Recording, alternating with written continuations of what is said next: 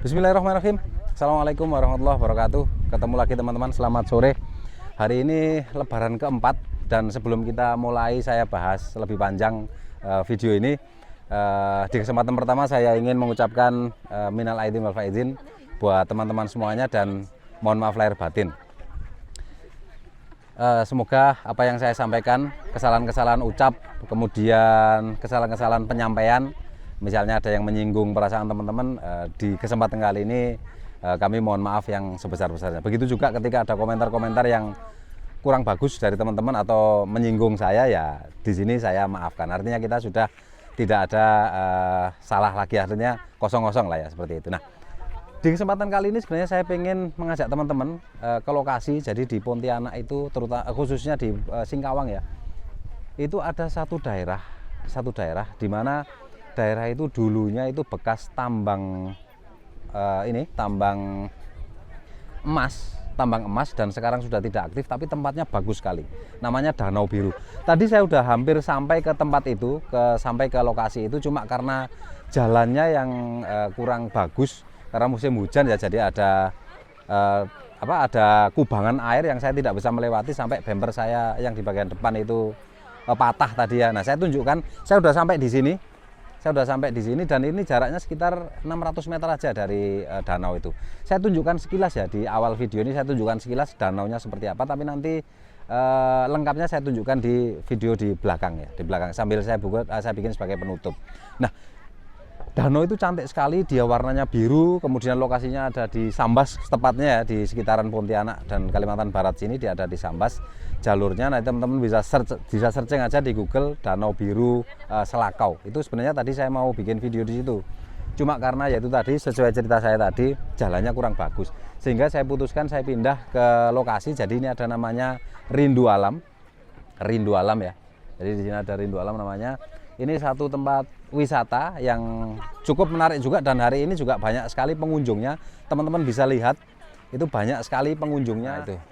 Nah, ya karena ya memang musim liburan ya, Nah, di sini kita bisa lihat satu buah laut. Di belakang saya ini ada Laut Natuna ya. Jadi mulai saat ini teman-teman dan kita semua, teman-teman pelaut atau semuanya, sebutlah laut ini sebagai Laut Natuna. Jangan disebut sebagai Laut Cina Selatan, karena ini punya kita, punya Indonesia. Jadi untuk menanamkan jiwa nasionalisme ya, mulai dari yang hal kecil, sebutan itu bisa mempengaruhi nasionalisme kita. Jadi mulai sekarang kita sebutnya Laut Natuna, bukan Laut Cina Selatan. Meskipun ya nanti akan mereka bangga seolah-olah mereka memiliki laut ini. Meskipun di negara kita, terutama di Kalimantan Barat ini, banyak sekali teman-teman atau kawan-kawan dari suku Tionghoa atau suku Chinese. Tapi saya yakin jiwa nasionalisme mereka juga cukup tinggi, sehingga kalau kita ajarkan untuk menyebut laut ini sebagai Laut Natuna, itu mungkin mereka akan terima. Nah, di video kali ini tidak ada pengetahuan tentang kapal, saya hanya akan cerita saja kenapa saya bisa sampai di Pontianak, dan kenapa saya bisa bikin konsultan segala macam, atau mungkin lebih tepatnya bisa membantu adik-adik kelas kita dalam mengasah ilmu yang didapat dari tempat kuliah. Ya, yang pertama saya akan ceritakan kenapa saya bisa sampai di Pontianak. Dulu pada tahun 2008 saya lulus kuliah. Saya niatnya bekerja ke Malaysia karena bapak ibu saya itu beliau berdua adalah warga negara Malaysia. Warga negara karena beliau sudah saking lamanya bekerja di sana ya, bukan karena kelahiran Malaysia ya. Nah, kemudian karena beliau warga negara Malaysia, dan sejak saya kelas 4 SD beliau sudah berada di Malaysia, makanya ketika saya lulus kuliah ya, dan bahkan beliau sampai saya lulus kuliah beliau masih di Malaysia. Makanya ketika saya lulus kuliah, saya ngelamar kerja itu tidak pernah di Indonesia. Saya selalu kalau tidak Malaysia, Singapura. Nah, seperti itu. Nah, akhirnya pada satu ketika saya sudah jenuh karena ada beberapa lamaran ya, cukup sering lamaran itu diterima, kemudian saya dipanggil interview via online waktu itu ya.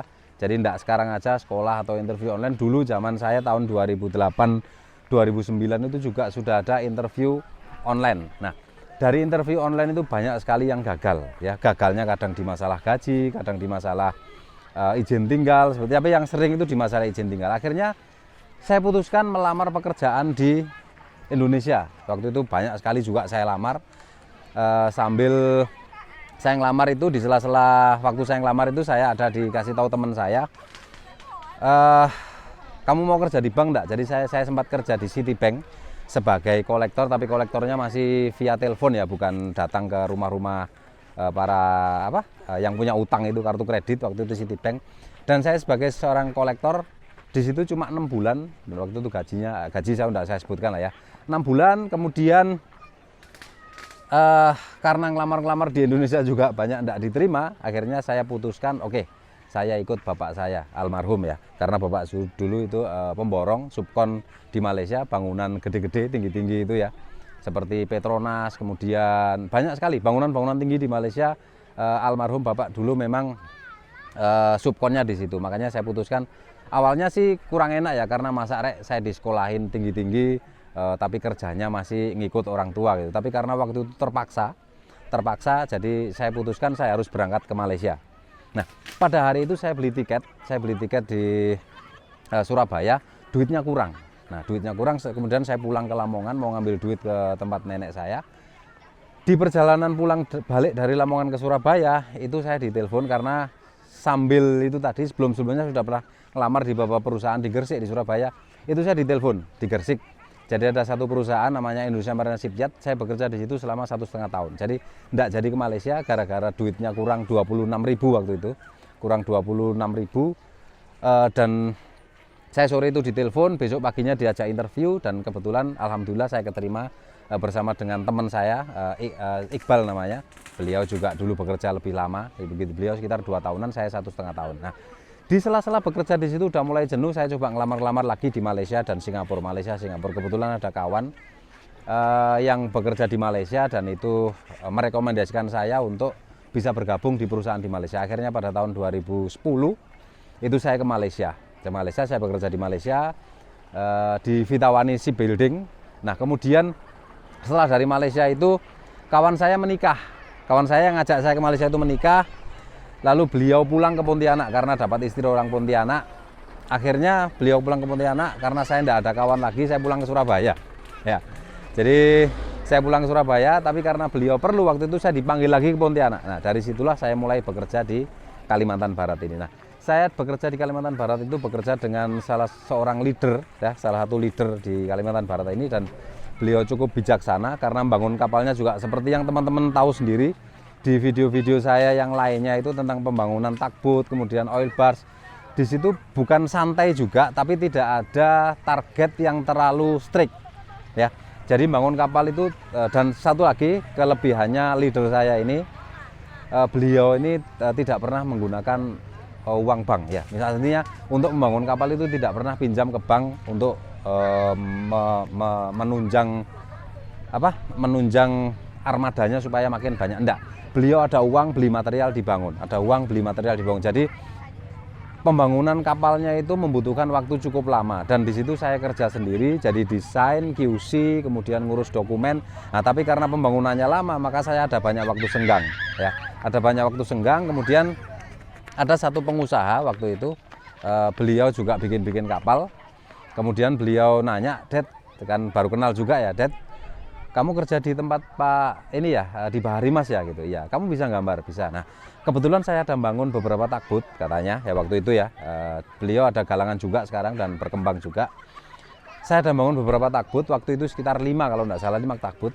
Kamu bisa bantu saya gambar, dan waktu itu saya gambarnya ya seperti sekarang juga, ada beberapa gambar yang memang redrawing, kapalnya sudah jadi kita gambar. Tapi waktu itu ada 5 kapal, itu ada beberapa yang kita gambar ketika kapalnya udah jadi, dan juga ada yang kita gambar itu bukan kita waktu itu ya, saya sendiri. Jadi ada kapal-kapal yang memang saya gambar setelah kapalnya dibangun, dan juga ada beberapa kapal yang tinggal bangunan atas. Jadi pemilik kapal itu pengen bangunan atasnya berubah seperti ini. Nah, itu kita gambar baru dibangun. Jadi ada 5 kapal. Dari situlah mulai dari mulut ke mulut, karena 5 kapal waktu itu pemiliknya ada 3. Pemiliknya ada 3 perusahaan, sehingga beberapa perusahaan itu akhirnya dari mulut ke mulut, oh ini kapal saya dulu digambar sama ini.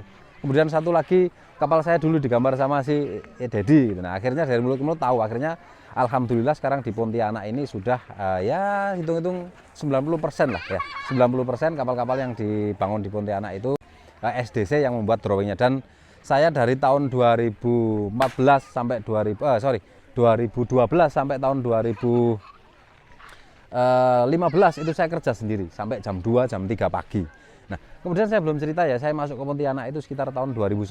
Jadi 2012 saya baru ada proyek-proyek tentang proyek-proyek di luar Bahari Mas itu sampai sekarang. Jadi tahun 2015 saya dibantu satu orang, Mas Rizky, kemudian nambah satu sampai sekarang ada 5 orang. Kemarin cuma udah resign satu. Rencananya bulan 7 ini saya mau rekrut satu orang lagi karena ada beberapa klien kemarin yang nelpon, ada beberapa kapal yang kapal yang akan dibangun gitu. Nah, sesuai janji saya, jadi saya akan tunjukkan juga karena saya tadi ketemu dengan salah satu mantan penggali. Jadi dulu danau biru ini dulu itu bekas tambang emas ya. Jadi saya ketemu dengan bapak-bapak tadi mantan penambang, dan beliau cerita dulu itu ada emasnya sekian. Kemudian saya tanya kenapa sekarang berhenti Pak, artinya apa enggak ada emasnya lagi. Di situ masih ada, cuma pemerintah sudah melarang, kita tidak boleh melakukan penambangan secara ilegal lagi. Nah seperti itu. Nah sehingga tempat itu sangat bagus sekali hasilnya ya, seperti yang teman-teman lihat di atas ini. Nah ini saya tunjukkan ya. Jadi tadi saya sempat karena berhenti di jalur itu ya, di jalur yang biasa dilewati oleh truk-truk sawit.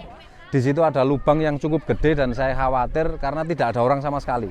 Memang ada gubuk-gubuk, tapi karena ini teman-teman tahu sendiri ini musim libur dan saya rasa mereka juga udah pada ke kota, tidak ada orang sama sekali. Saya khawatir kalau bisa aja tadi saya gambling ya, saya terjang, saya lewati itunya lubang itu. Nah kalau saya nancep di situ tidak bisa pulang.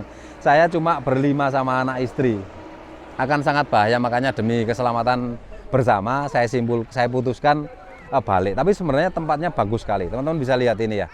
Nah dengan video ini mudah-mudahan teman-teman bisa tertarik. Nanti kita kalau berkunjung ke Kalimantan Barat, teman-teman bisa ke situ karena tempatnya indah sekali. Nah ini kita lihat dari atas, karena tadi saya sempat naikkan drone. Nah seperti ini, nah sangat indah sekali. Nah jadi jaraknya ini dekat sekali ya, mobil saya ada di sini dan sekitar 600 meter saya sudah sampai ke tujuan ya. Tapi karena masalah itu tadi, keselamatan itu tadi, makanya saya batalkan. Nah, seperti ini. Sangat bagus sekali tempatnya. Nah, ini adalah Danau Biru. Dan ini 2-3 tahun lalu, tahun 2017-2018 itu ramai sekali. Sampai ada kejadian di tahun 2018 itu ada yang berenang di situ, naik perahu terus terjatuh terus meninggal. Tidak tahu meninggalnya karena keracunan atau karena memang tidak bisa berenang ya, tidak terlalu jelas. Tadi saya komunikasi dengan mantan penambang di situ juga tidak menyampaikan terlalu detail masalah itu. Nah, dia sangat indah sekali dan mudah-mudahan dengan video ini teman-teman kalau mampir ke Kalimantan Barat bisa ya main-main ke situ lah ya, seperti itu. Oke ya, itu saja video kali ini. Tidak ada pengetahuan apa-apa tentang kapal, cuma saya cerita saja perjalanan saya sampai tiba di Kalimantan Barat ini. Dan sekali lagi, ini kita nyebutnya Laut Natuna ya, Laut Natuna. Terima kasih sekali lagi, mohon maaf buat teman-teman semuanya, maaf lahir batin, dan terima kasih sudah menyaksikan video kami sampai sejauh ini. Assalamualaikum warahmatullahi wabarakatuh.